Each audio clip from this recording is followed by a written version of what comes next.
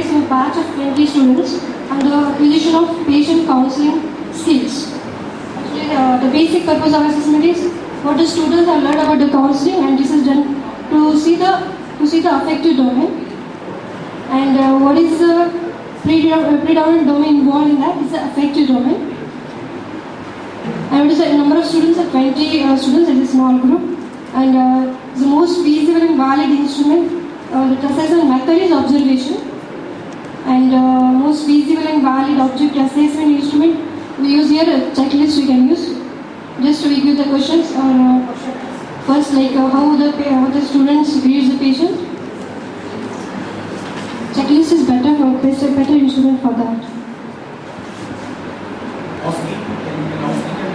Can be used here. Yeah.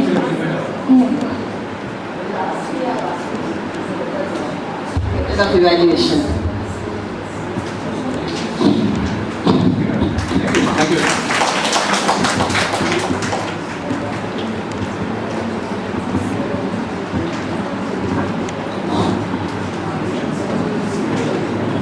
The question for our group is, how will you assess the knowledge of 200 students appearing in the final year examination concerning rheumatic heart disease?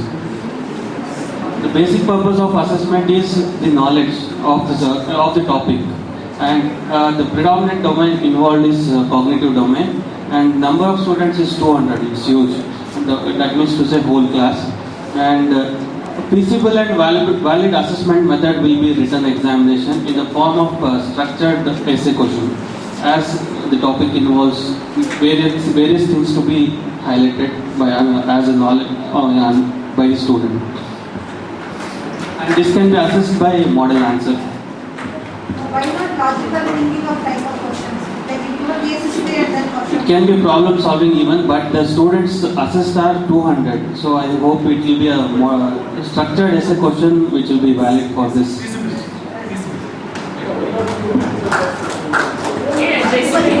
We will not cover the whole of the thing. No? We are doing a summative assessment. Thank you very much. I think I will be ending my session here, and over to Deepti to do the skill learning.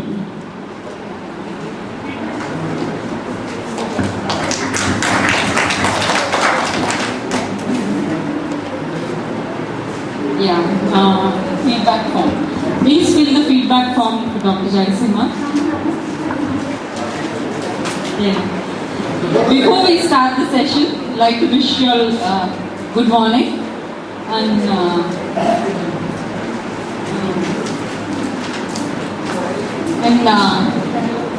once you finish with your feedback, we just count 1 to 5 and regroup. Okay.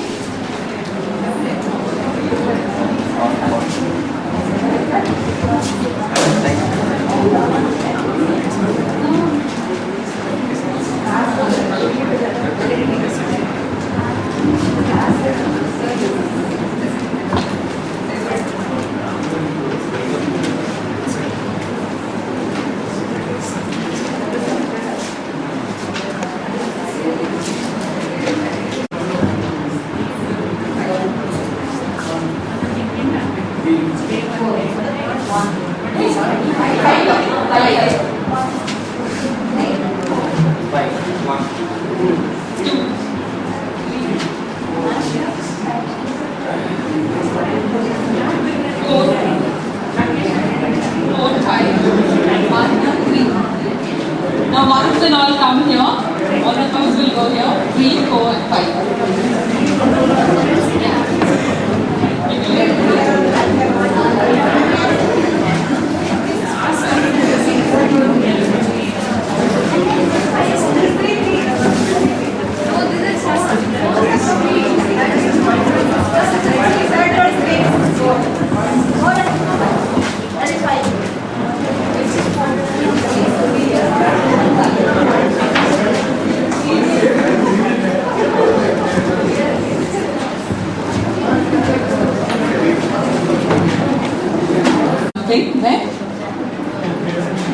It's like just how the ant makes its small one do a small exercise, but you've seen an ant catching a white thing in its mouth and making it do an exercise. That's actually making the small one do a exercise. Actually, you can see a small fetus inside the white. See what it holds in its mouth and makes it move around. It's like making your get really awake in case you'll have had a big breakfast. Okay.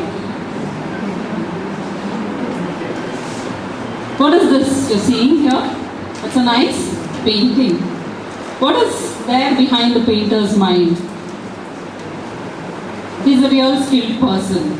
His skill is something which has to come over a period. Something which is called as repetition. If you don't do a repetition, a skill can never be learned. Repetition is like mother of all the teaching or all the exercises, whatever we learn.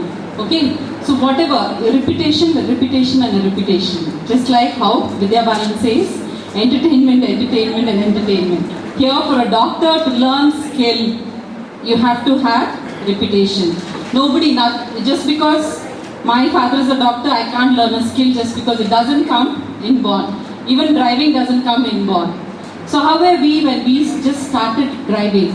We were consciously incompetent. Okay? You go through a phase called as consciously incompetent to unconsciously competent. You don't know. When you now, I think most of us drive or ride a bike. How do we ride a bike? Do you know that you're changing your gears? Does your brain tell you that you're changing? Even though your brain might be working there, but your conscious definitely doesn't know. You're putting your gear, you're shifting the gear without your conscious. Actually, that is a skill which comes after a repeated process. Okay? Now, this is a group activity. Who can read this fast? There are 2 tongue twisters here. Whoever does it first will be given a round of applause. Dr. Patil? If not, If you notice this notice, you have to go fast. this notice is not what notice. Next one. A feel, a funny feel. If you feel the feel, I feel you will also feel the same feel I feel. Very good. Okay? If you notice this notice, you'll notice that this notice is not worth noticing. A feel, a funny feel. If you feel the feel, I feel, you'll also feel the same feel I feel. Okay? Well, how did I learn this? How did I learn? Practice. Repetition. This is a tongue twister. I learned it in school. We have to grow beyond a school level. But some things what you learn, you repeat. I used to repeat it to my daughter again. That's all. Okay, this repetition is something which has to be done to learning a skill. That's what I mean to stress here. Now, what are the objectives of whatever today's session is to provide a method. This is a teaching method which you learn, which you're going to teach your undergraduates or your postgraduates to learn a skill. So it's to provide a method for teaching a practical skill and to explore some of the theoretical background. They should have a sound knowledge of the theory when they are learning a skill. Okay? Other than that, enhancing effectiveness in teaching a skill.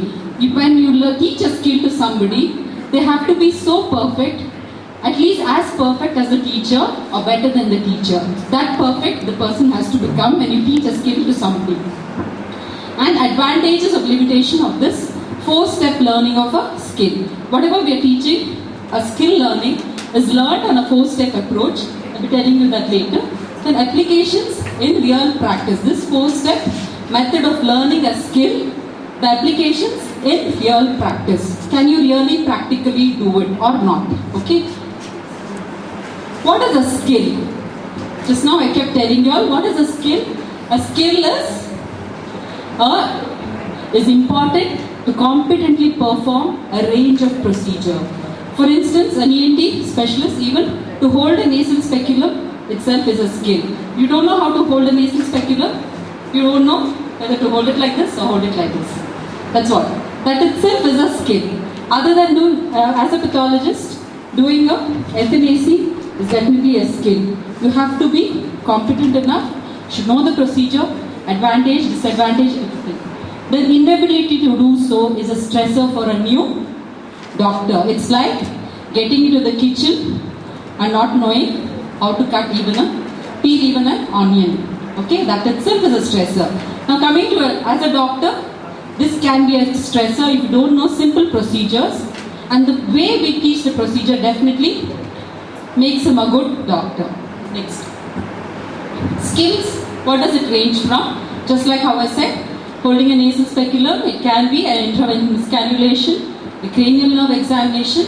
Other than that, even breaking a bad news itself is also a skill, and it's called as a communication skill. You should know how to break a bad news also. Okay, it can be a good news or a bad news. That itself is one of the skills which you have to master. That is, we learn through repetition, through practice. Next. So how are skills learned? By mannequins, virtual methods, next. Virtual methods, computers, simulators, videos, all these are the methods which you learn different skills. This is a phlebotomy, what was shown here. Then mannequins, also, you know, we have a skill lab here. You can teach different procedures, how it is done. Even a phlebotomy, anything can be taught on a skill lab. Next. Next. This is a new thing which is there up in the US. This is called as virtual reality technique, wherein which this is a mannequin which is made with, so that they learn how to suture and how to dress. Okay, this is also a skill which is learned on a virtual reality technology. All those are mannequins which are kept there. Next. Next, precautions in teaching a skill. You might teach a skill, but there are some precautions which you need to learn. What are the precautions in case you're doing a procedure? What precautions will you take? What are the precautions in case you're doing a simple procedure? We want to be, first thing is we have to be safe. Then make sure that whatever procedure you're doing, you treat everything as universal precautions, they said. That's also there. Other than that, the environment where you're doing it. In case we're doing a bone marrow examination, we have to make sure that all the emergency drugs are there, and you shouldn't land in a soup. By doing a procedure, you shouldn't land in a soup. When I say you shouldn't get into any problems when you're doing a procedure, make sure that the environment is safe. Next. Safe environment, safe implementation of a skill. The picture there on the backdrop reminds me at least when I send my child to school. What do you see there? You make sure that there's no swimming pool there, there's no pond there. You don't want your child to get into problem there. Okay, that is nothing but you want a safe environment to practice a skill and receive proper feedback from the colleagues, whoever is there. In case you've done a mistake, make sure that your colleague or your friend tells it out. Critic, how much ever somebody criticizes you, you improve. Never feel bad like somebody criticizes us when we're teaching a skill, or you encourage your juniors. In case they make a mistake, let the co-person for PG tell that they've made a mistake. Critics, you know, critics award and all, how do they improve? Shah Rukh Khan was not Shah Rukh Khan in the first movie. Because of all the criticism or whatever he went through, he's become King Khan. Okay? Shah Rukh Khan has become King Khan only after practice, repetition, or the critics award, everything. Okay? Then reach a certain level of confidence before using the skill on a patient. How do we reach all this? You need to have competence. Just not by seeing or just not by doing once, you learn a skill. Repetition is one thing which you master. You have to master. Next. So what is the role of a teacher? We stand there now. Okay, we think that we all know the skill well. We have to teach the skill. So what is it? It's a challenge. It's a big challenge to teach the person. So before you teach somebody, what do you expect your PG to know? You're teaching a skill. Should have a sound knowledge, theoretical knowledge, why it is being done. And in case we're doing a bone marrow, he has to know what are the contraindications, what are the complications, and not only knowing what are the complications or the contraindication, he has to know how to handle the situation. Got it? Next. What is required in learning a skill? That's what I said. Knowledge about the skill, what you're practicing. The skill, what is the skill about? Why is it being done? Then communication. Communication, this part especially helps for the orthopedics fellows and as well as the surgeons. When they're putting a patient on a table, communication definitely helps. If not a single man army, which they're doing a surgery, his counterparts have to be well there in mind, physically as well as mentally when they're doing a procedure or whatever. Next, knowledge about a skill, whatever I said next. Indications, contraindications, complications, they have to know everything and how to handle that. So preparation is a must. What are the things that is needed? Technique, they have to know the technique. Dexterity. Dexterity is something which is very important. Dexterity meaning the skill and the quickness. They have to be quick.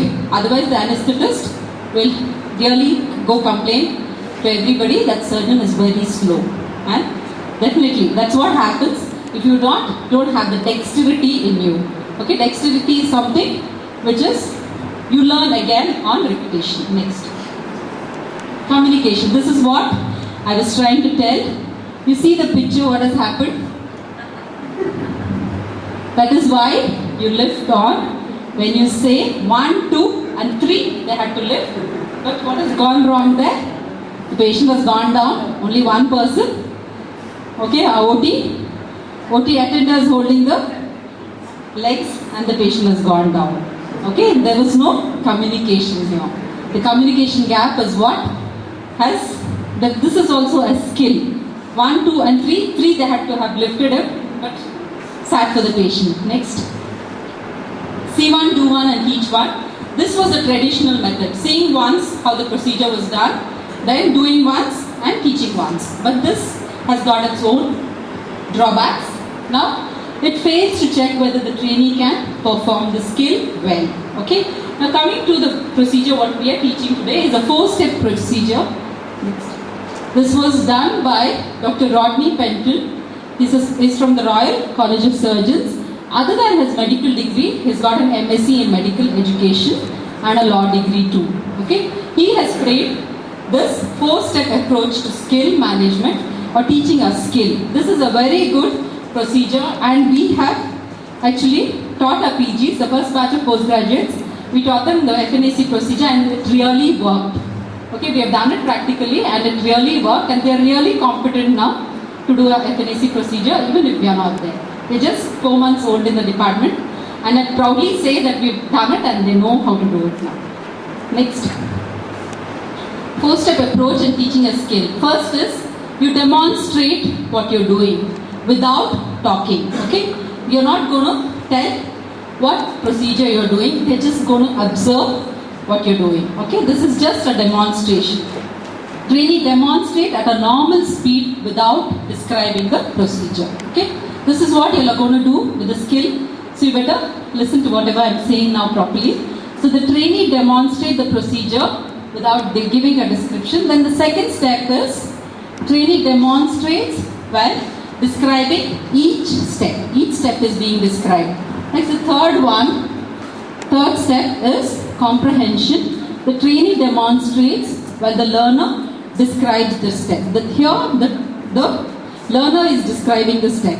Okay, and the trainee will be still demonstrating. Then the next one, the learner demonstrates as well as describes the step. So how many places he describes the step?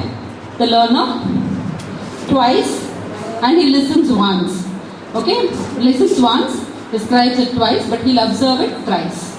Got it? So these 4 steps, if you put it to practice, definitely they learn it. It's like seeing it 4 times. Next, the teaching process. What happens here is the teacher breaks the skill into easy steps or a manageable steps. Ask the learner to vocalize the steps.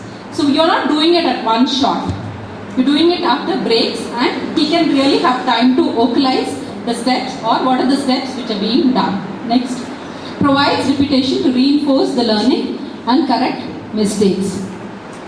Now, coming to the exercise, I want each one of you in the table to do a skill with these 4 steps and show it to your colleagues or whoever. If one of you can become a leader.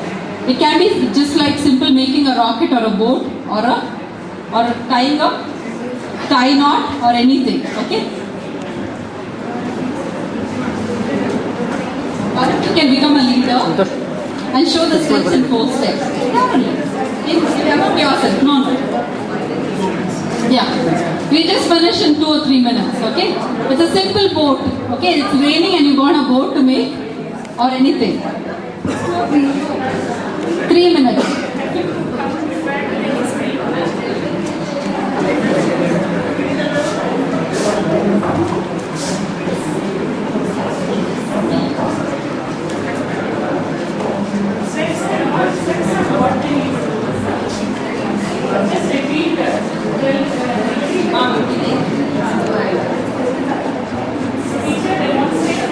These are the 4 steps. Teacher demonstrated normal speed without description.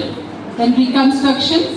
Describing the steps. Then comprehension. Teacher demonstrates while students describe the steps. Student demonstrates with description. So I think what if you know about this thing? What models You need to look at it. Doesn't matter what you're doing. It doesn't mean what you're doing. You have to make use of the basics.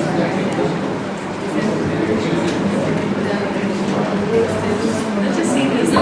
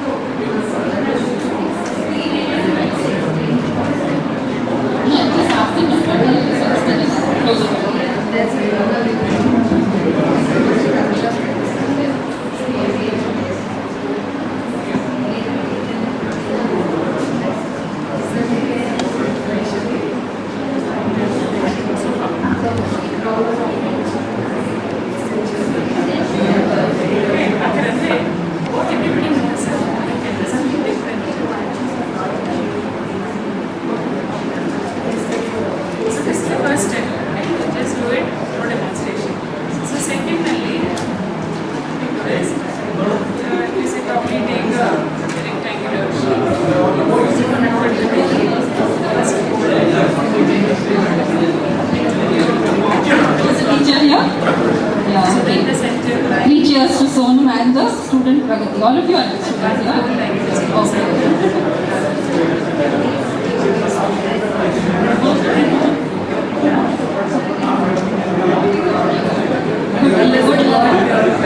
Okay, 3 cheers for the teacher here.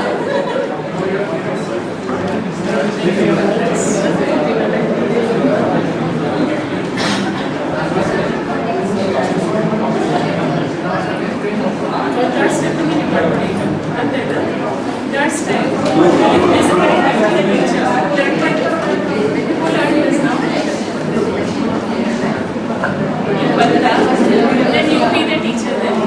I mean, demonstrator. So let them tell you the steps you do. From the first step. Yeah, you describe, you do it.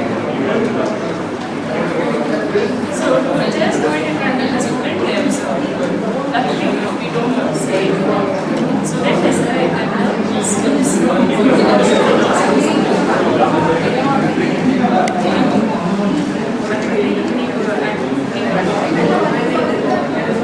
So then the student describes, the demonstrator does it. So then student does it, describing the steps. That is the whole step.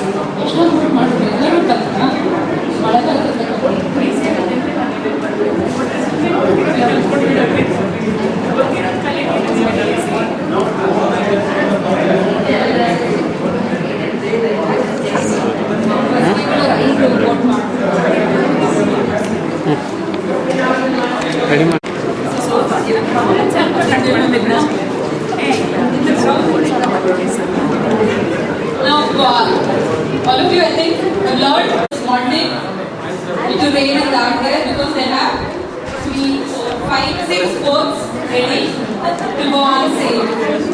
Okay, all the 6 of them. 1 more, 7. Okay, all the 7 are ready with 7 boats. Varies a little. So you rarely get 3 or 4 patients lined up to do the 4 steps. one after the other. So to do this, what you can do is, to curb this problem, you can demonstrate the first step on real patients, allow the learner to identify, and then with a competent performance later. Okay? Then the step 2 and 3 can be done just theoretically with a video or anything, and then you can ask the person to do the 4th step later. Or the first step and the second step can be repeated in a large group with a video, same thing. Okay? Or step 3 and 4 can be done in small groups. That's how you can just, that is, you don't get the same type of patient to do the same procedure or anything. Then steps to be repeated, you have to repeat all the steps in more than one sitting. Now to summarize this, step 1 on real patients, 2, 3 and 4 on models or mannequins, you can try it. Then step 1 and 2 with a video in a large group, and step 3 and 4 in small groups. Okay, this is how you can do it. So limitation, as I told you, it is as anything, time consuming, more manpower is needed, then more number of faculty is needed, more number of patients, and the patient should be cooperative. Everything, whatever we teach has its own limitation. So we have to curb it by doing a replacement line. Okay?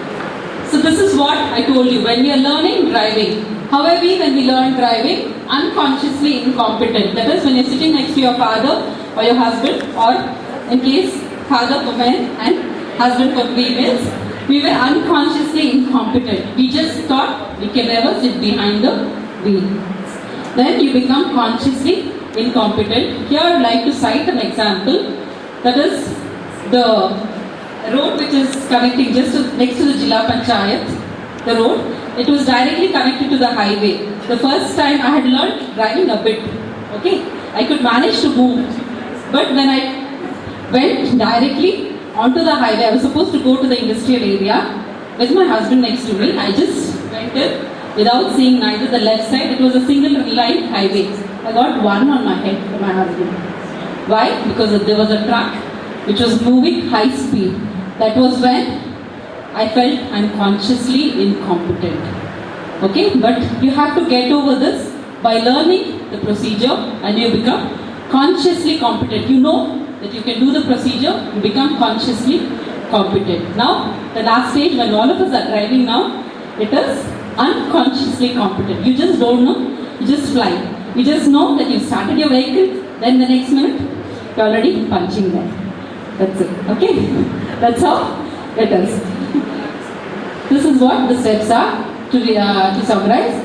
Repetition, repetition, repetition. Then correction. That is when you get a critic along with you. Somebody criticizes you, that definitely is your growth. Don't feel bad. Constructive feedback to encourage learning. Then confirmation, then reinforcement. The repetition, as I told you, is a mother of all skills. You repeat the procedure, you learn the procedure well. Coming? Now, hope you all got all the 4 procedures.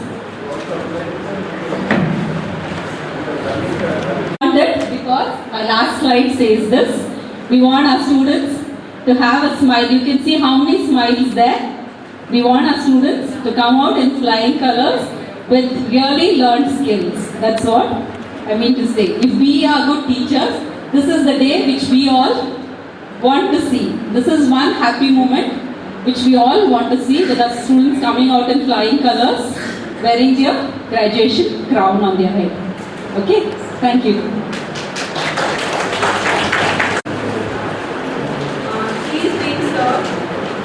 We'll break for tea now. You write the feedback and we'll just break for tea.